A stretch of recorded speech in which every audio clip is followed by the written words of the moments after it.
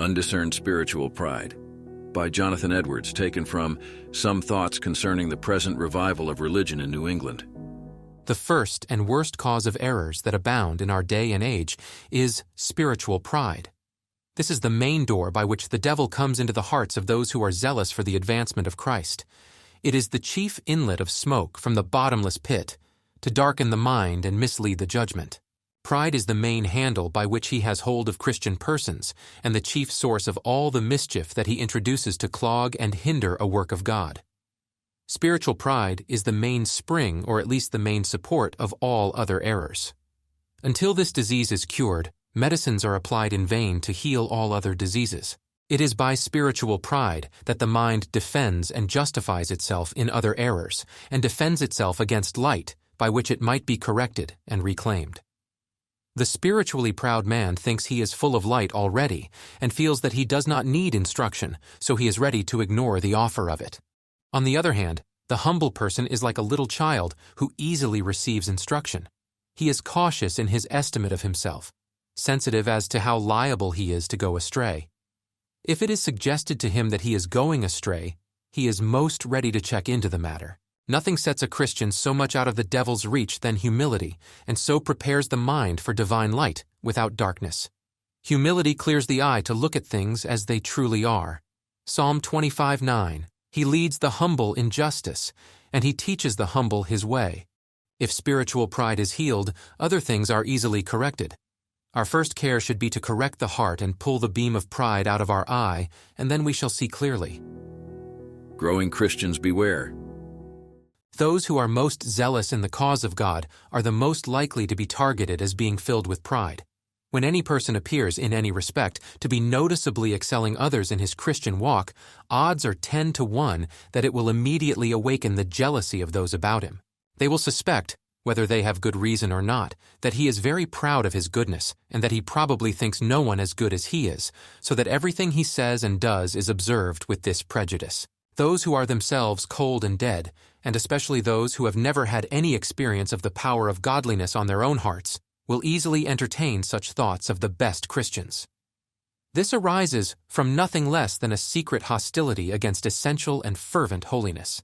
But the zealous Christian should take heed that this does not prove a snare to him, and the devil take advantage of it to blind his eyes from beholding the true nature of his heart, and to think that, because he is charged with pride wrongfully and with an unkind spirit, that such charges are not sometimes valid. Alas, how much pride the best have in their hearts! It is the worst part of the body of sin and death, the first sin that ever entered into the universe and the last that is rooted out. It is God's most stubborn enemy. Spiritual pride, a secret enemy. Pride is much more difficult to be discerned than any other corruption because of its very nature. That is, pride is a person having too high an opinion of himself. Is it any surprise, then, that a person who has too high an opinion of himself is unaware of it? His thinking is that he thinks that the opinion he has of himself has just grounds and therefore is not too high. If the grounds of the opinion of himself crumbled, he would cease to have such an opinion. But because of the nature of spiritual pride, it is the most secret of all sins. There is no other matter in which the heart is more deceitful and unsearchable, and there is no other sin in the world that men are so confident in. The very nature of it is to work self-confidence and drive away any suspicion of any evil of that kind. There is no sin so much like the devil as this for secrecy and subtlety, and appearing in great many shapes that are undetected and unsuspected. Spiritual pride takes many forms and shapes, one under another, and encompasses the heart like the layers of an onion. When you pull off one, there is another underneath. Therefore, we have need to have the greatest watch imaginable over our hearts with respect to this matter, and to cry most earnestly to the great Searcher of hearts for his help. He that trusts his own heart is a fool. Since spiritual pride in its own nature is so secret, it cannot be so well discerned by immediate intuition on the thing itself.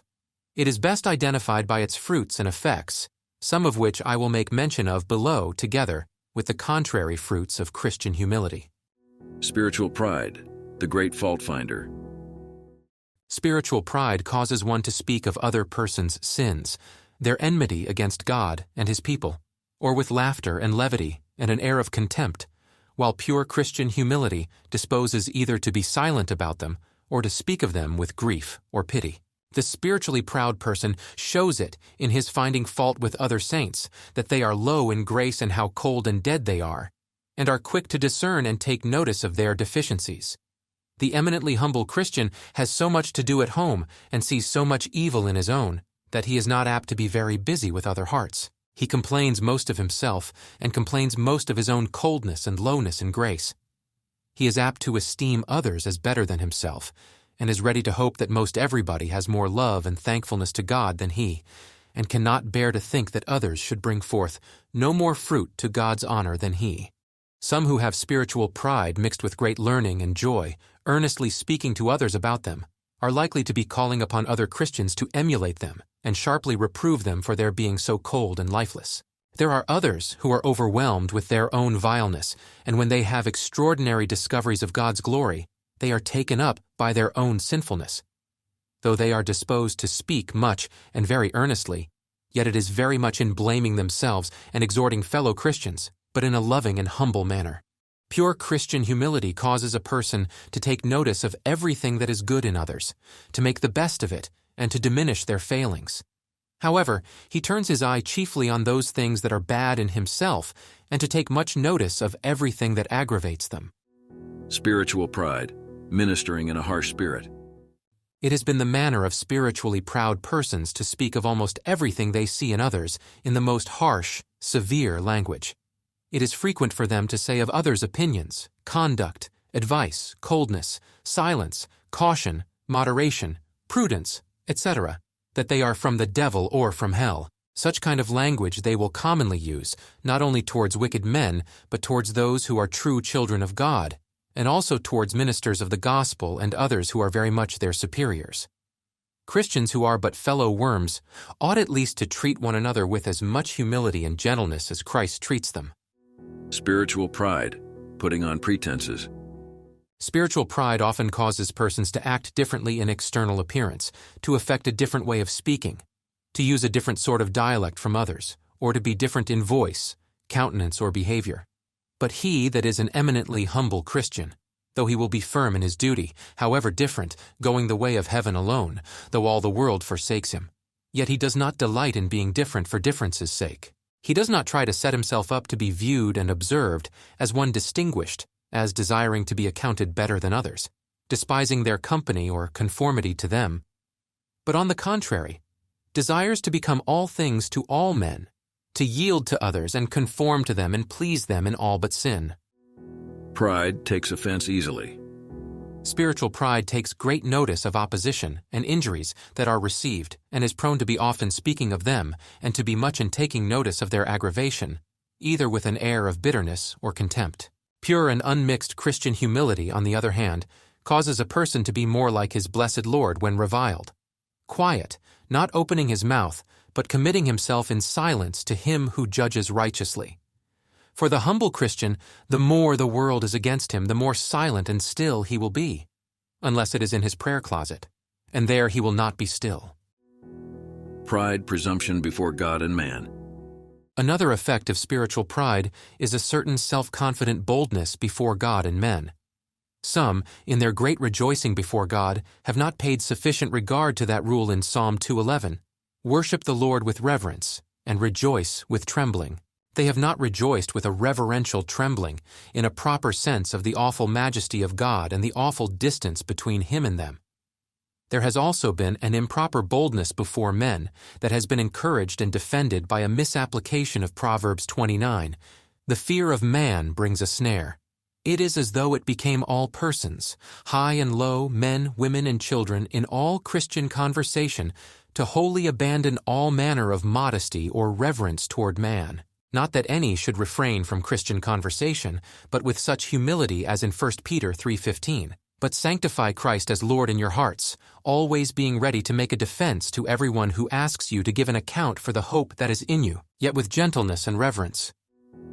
Spiritual pride, hungry for attention. Another effect of spiritual pride is to make the subject of it want attention. People often tend to act in a special manner, as though others ought to take great notice and regard of them. It is very natural to a person that is very much under the influence of spiritual pride to take all the respect that is paid to him. If others show a disposition to submit to him and yield in deference to him, he is open to it and freely receives it. It becomes natural for him to expect such treatment and to take much notice if a person fails to do so, and to have an ill opinion of those who do not give him that which he feels he deserves. One under the influence of spiritual pride is more apt to instruct others than to inquire for himself, and so naturally puts on the airs of control. The eminently humble Christian thinks he needs help from everybody, whereas he that is spiritually proud thinks everybody needs his help. Christian humility, under a sense of others' misery, entreats and beseeches, but spiritual pride tries to command and warn with authority. Spiritual pride, neglecting others. As spiritual pride causes persons to assume much to themselves, so it treats others with neglect. On the contrary, pure Christian humility disposes persons to honor all men, as from 1 Peter 2:17. To enter into disputes about Christianity is sometimes unseasonable, such as in meeting for Christian conference or for exercises of worship. Yet we ought to be very careful that we do not refuse to converse with carnal men as though we counted them not worthy to be regarded. On the contrary, we should condescend to carnal men as Christ has condescended to us, to bear with our unteachableness and stupidity. You have just listened to Undiscerned Spiritual Pride, written by Jonathan Edwards. This audio scroll was produced by scrollreader.com.